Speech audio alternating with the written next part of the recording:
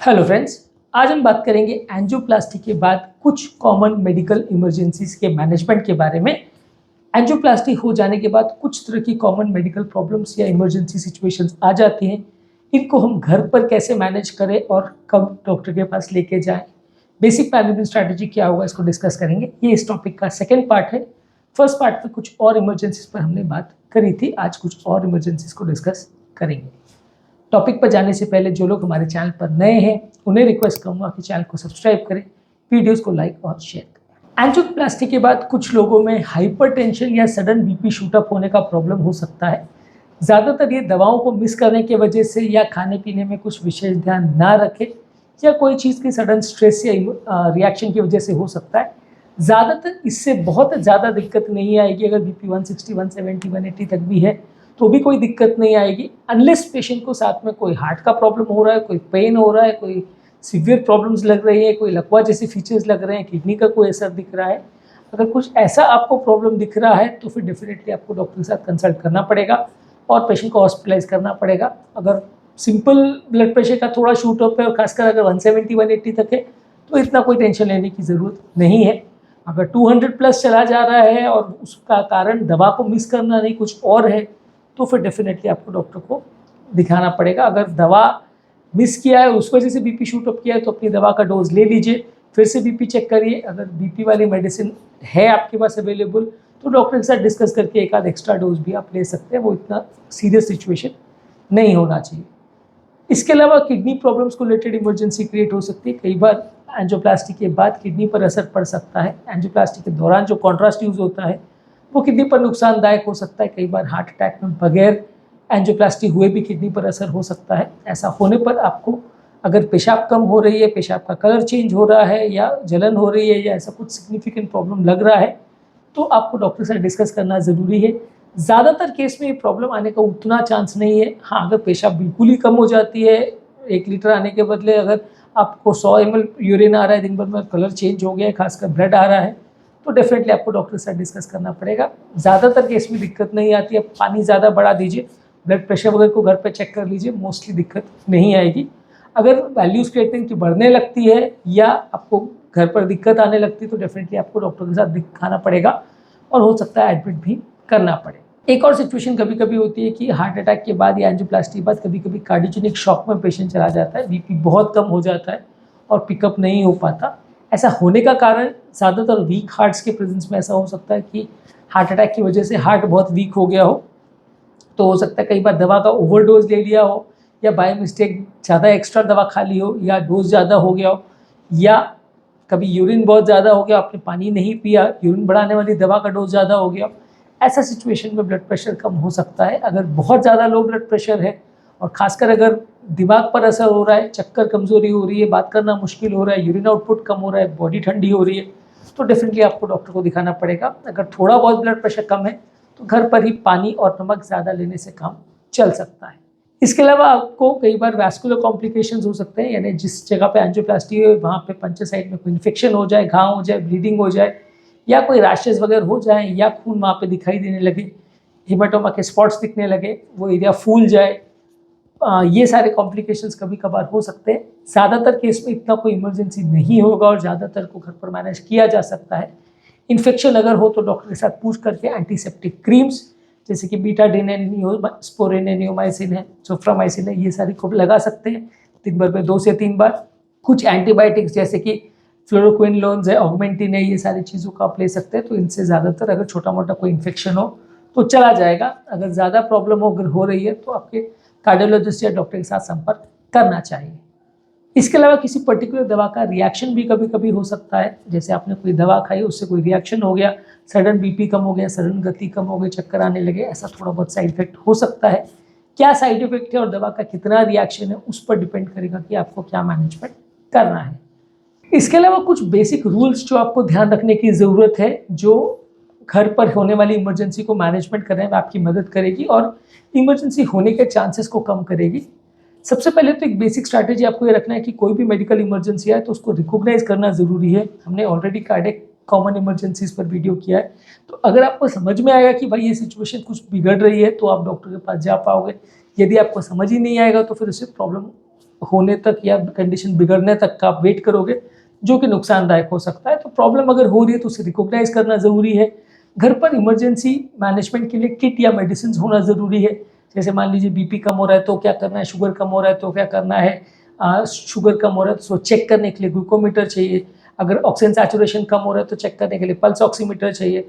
अगर पल्स आपको लग रहा है वेरिएशन हो रहा है, हृदय गति कम ज़्यादा हो रही है, तो भी खुद से या तो मैनुअली चेक कर सकते हैं या पल्स ऑक्सीमीटर से कर सकते हैं। घर पर बीपी ऑपरेटर्स होना चाहिए जो चेक कर सके कि ब्लड प्रेशर कम है या ज़्यादा है।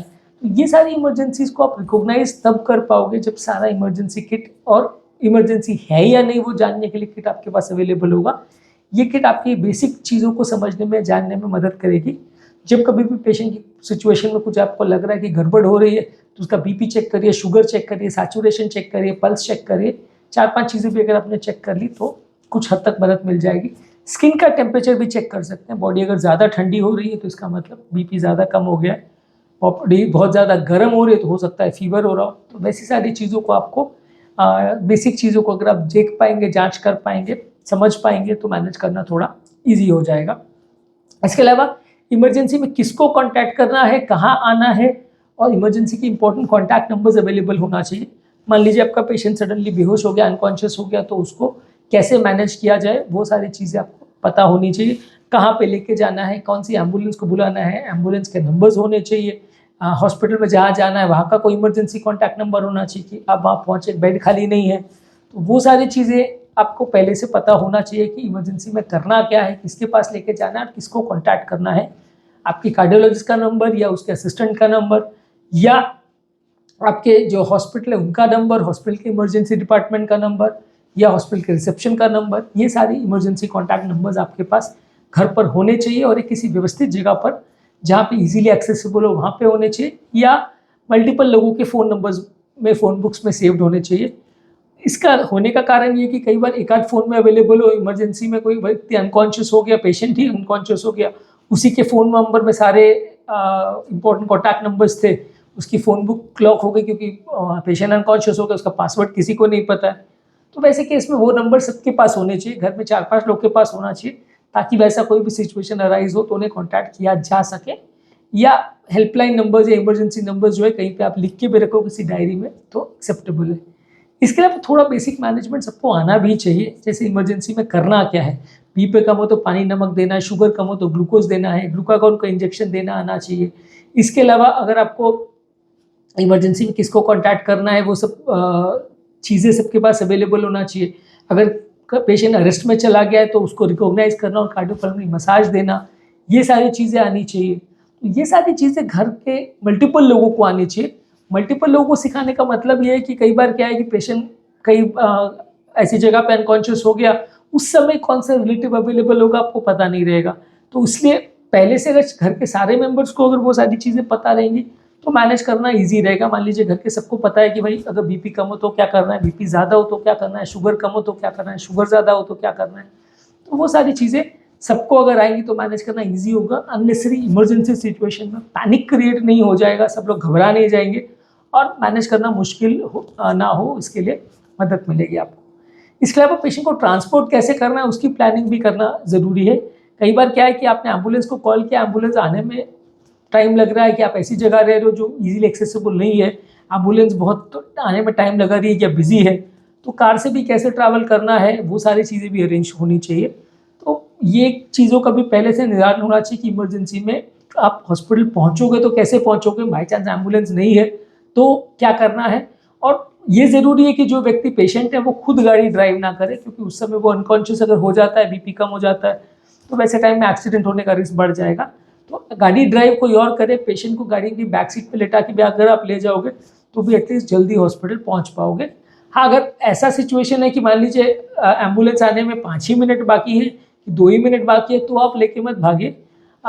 एम्बुलेंस आने में भी कई बार उसमें डिफिब्रिलेटर और सारे इमरजेंसी के सामान रहते हैं जो कि बेसिक हॉस्पिटल में भी मैनेजमेंट के सारी चीज़ें उनके पास रहती हैं, तो मैनेज कर पाएंगे। अगर आने में 15-20 मिनट 25 मिनट का गैप हो रहा है और पेशेंट की कंडीशन बिगड़ रही है, आपको ऐसा लग रहा है वो ऐसा करने में, वेट करने में ज़्यादा प्रॉब्लम हो जाएगी, तो डेफिनेटली आपको पेशेंट को अपनी गाड़ी में लेके जाना चाहिए। अगर ऐसा लगता है कि माइनर कुछ है तो फिर आप थोड़ा वेट कर सकते हैं, या अगर माइनर प्रॉब्लम है तो हॉस्पिटल नहीं भी लेके जाएं तो भी चलेगा। इसके अलावा घर पर मॉनिटरिंग के डिवाइसेस के अलावा सारी मेडिकेशंस की लिस्ट भी आपके पास होनी चाहिए। मेडिसिन पेशेंट को किस किस सिचुएशन में कौन कौन सी देनी है, कौन सी बीपी की मेडिसिन है, कौन सी शुगर की मेडिसिन है, कौन सी कोलेस्ट्रॉल की मेडिसिन है, कौन सी खून पतला करने की दवा है, वो सारी चीज़ें आपके पास लेबल वे में घर पर रहनी चाहिए ताकि आपको पता रहे। मान लीजिए पेशेंट को ब्लीडिंग हो रहा है और आपने खून पतला करने की दवा एक्स्ट्रा दे दी, मान लीजिए पेशेंट का बीपी कम है और आपने बीपी की दवा दे दी, शुगर कम है और शुगर की एक्स्ट्रा दवा दे दी, तो पूरा गड़बड़ हो जाएगा, कंडीशन और बिगड़ जाएगी। तो किस सिचुएशन में कौन सी दवा क्या असर करेगी वो भी आपको थोड़ा बेसिक पता होना चाहिए। इससे पेशेंट को मैनेज करना थोड़ा ईजी हो जाता है। इमरजेंसी सिचुएशन के बारे में सारे फैमिली मेम्बर्स को प्रॉपर इन्फॉर्मेशन होनी चाहिए। इन्फॉर्मेशन बहुत ज़्यादा ज़रूरी है। कई बार बेसिक इन्फॉर्मेशन नहीं होती है, इसलिए भी कंडीशन बिगड़ जाती है। कुछ भी अगर प्रॉब्लम हो और आपको ऐसा लग रहा है कि कंडीशन बिगड़ रही है तो सेल्फ डायग्नोसिस के लिए वेट ना करें, तुरंत पेशेंट को हॉस्पिटल पहुंचाएं। ऐसे सिचुएशन में हॉस्पिटल जल्दी पहुंचना कई बार ज़्यादा ज़रूरी होता है।